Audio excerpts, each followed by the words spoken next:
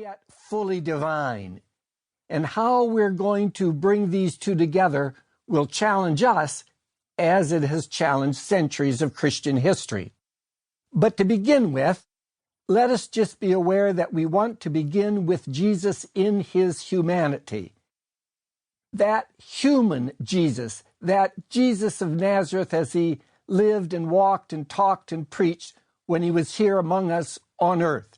This in no way sets aside his divinity, for indeed we can say Jesus was what he was and who he was before perhaps he even himself was fully aware of it.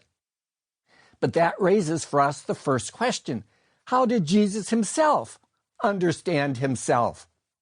Did Jesus in one way or another actually know fully who he was, that he was God, that he was the second person of the Trinity?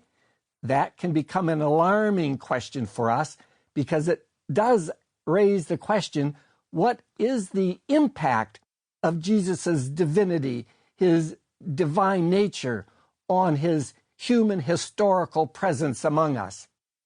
But for our purposes this morning, we're asking that question, and we begin with the Jesus as we find him in the New Testament, especially today in the synoptic Gospels. There's another text that's very important for us that comes from the letter to the Hebrews, a classic text that we find even quoted at the Council of Chalcedon, which defined Jesus as being truly human and divine. Let me read that text for you from chapter 4 of the letter to the Hebrews.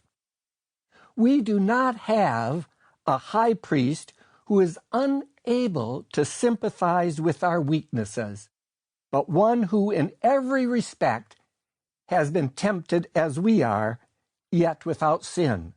Let us therefore with confidence draw near to the throne of grace, that we may receive mercy and find grace in time of need. Now that text says that Jesus was like us in every way, with one exception. He was not like us when it comes to sin.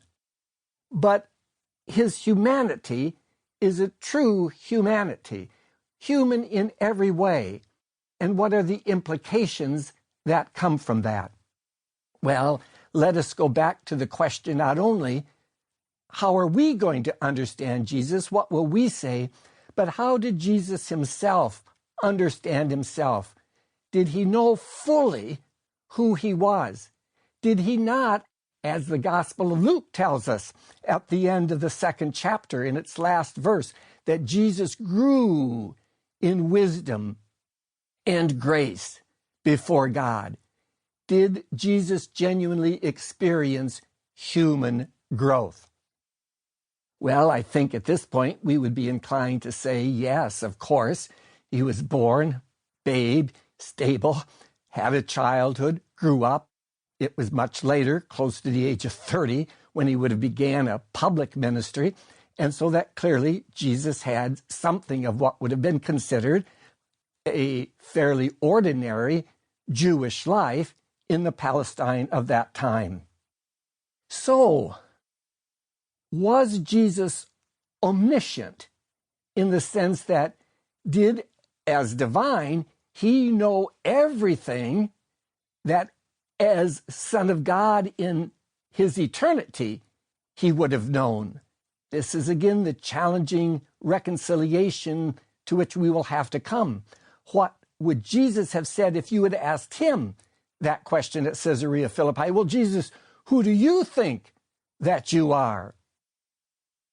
Certainly throughout Christian history, and especially in medieval times, we already find a variety of responses to that question.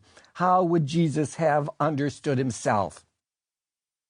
Let's, in the back of our minds, leave it as an open question that perhaps in this lecture we're not going to be able to answer fully or to complete satisfaction.